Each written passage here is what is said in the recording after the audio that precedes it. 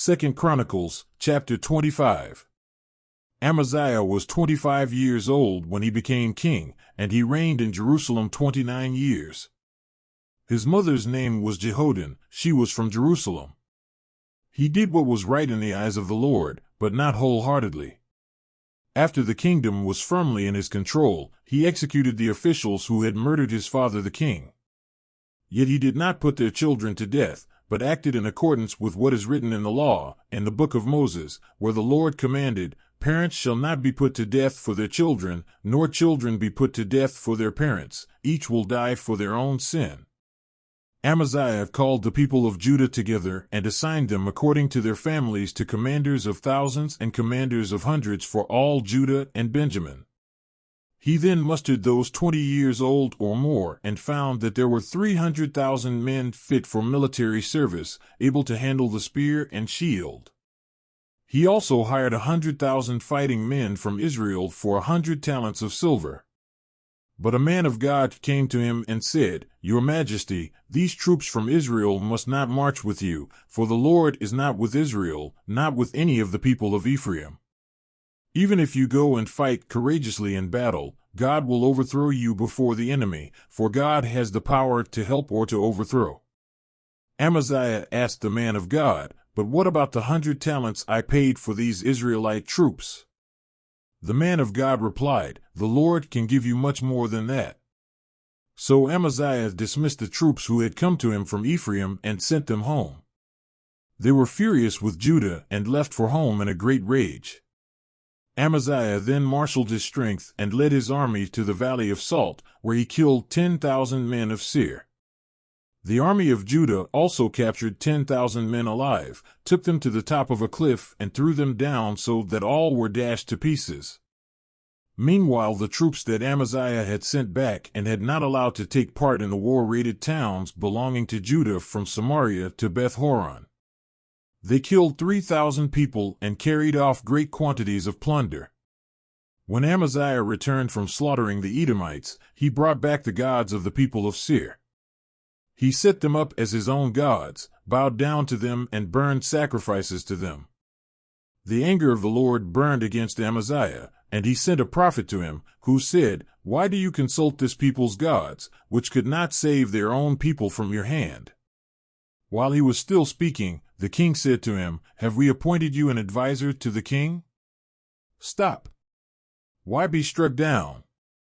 So the prophet stopped but said, "I know that God has determined to destroy you, because you have done this and have not listened to my counsel." After Amaziah king of Judah consulted his advisers, he sent this challenge to Jehoash son of Jehoahaz, the son of Jehu, king of Israel, "Come, let us face each other in battle." But Jehoash king of Israel replied to Amaziah king of Judah, "A thistle in Lebanon sent a message to a cedar in Lebanon, 'Give your daughter to my son in marriage.' Then a wild beast in Lebanon came along and trampled the thistle underfoot. You say to yourself that you have defeated Edom, and now you are arrogant and proud. But stay at home. Why ask for trouble and cause your own downfall and that of Judah also?" Amaziah, however, would not listen, for God so worked that he might deliver them into the hands of Jehoash, because they sought the gods of Edom. So Jehoash king of Israel attacked. He and Amaziah king of Judah faced each other at Beth-shemesh in Judah. Judah was routed by Israel, and every man fled to his home.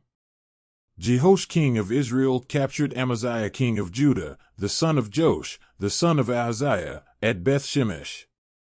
Then Jehoash brought him to Jerusalem and broke down the wall of Jerusalem from the Ephraim gate to the corner gate, a section about 400 cubits long.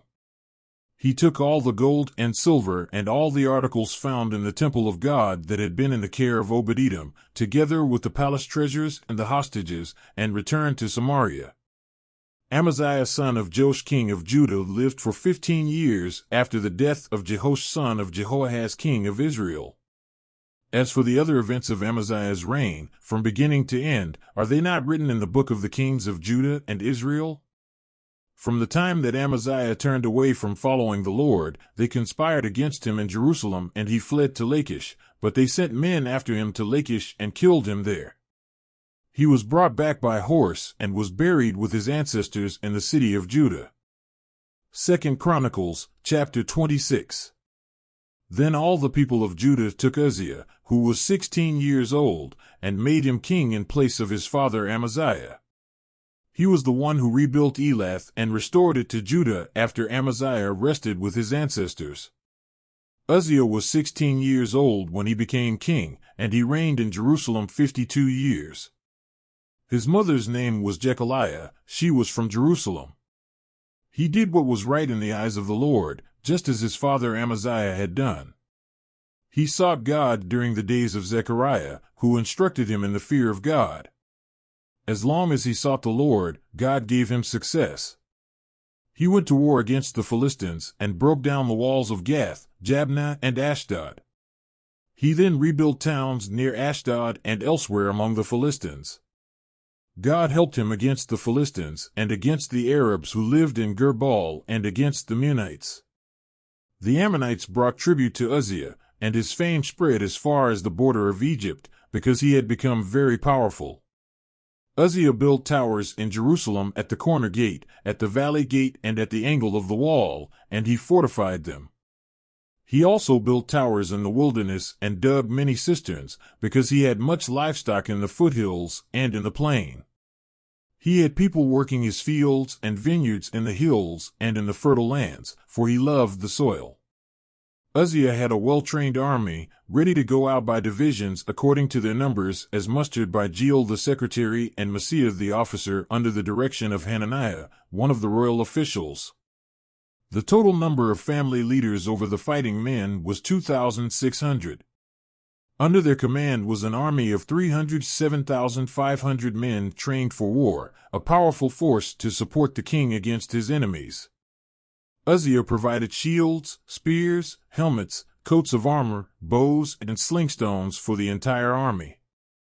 In Jerusalem he made devices invented for use on the towers and on the corner defenses so that soldiers could shoot arrows and hurl large stones from the walls.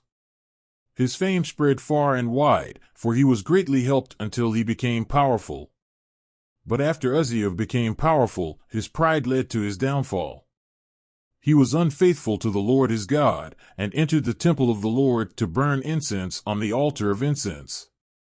Azariah the priest with 80 other courageous priests of the Lord followed him in. They confronted King Uzziah and said, "It is not right for you, Uzziah, to burn incense to the Lord. That is for the priests, the descendants of Aaron, who have been consecrated to burn incense. Leave the sanctuary, for you have been unfaithful, and you will not be honored by the Lord God." Uzziah, who had a censer in his hand ready to burn incense, became angry.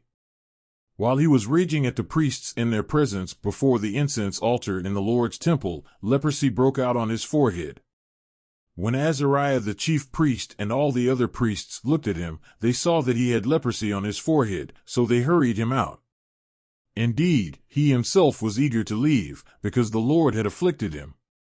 King Uzziah had leprosy until the day he died. He lived in a separate house, leprous, and banned from the temple of the Lord. Jotham his son had charge of the palace and governed the people of the land. The other events of Uzziah's reign, from beginning to end, are recorded by the prophet Isaiah son of Amoz. Uzziah rested with his ancestors and was buried near them in a cemetery that belonged to the kings, for people said he had leprosy. And Jotham his son succeeded him as king.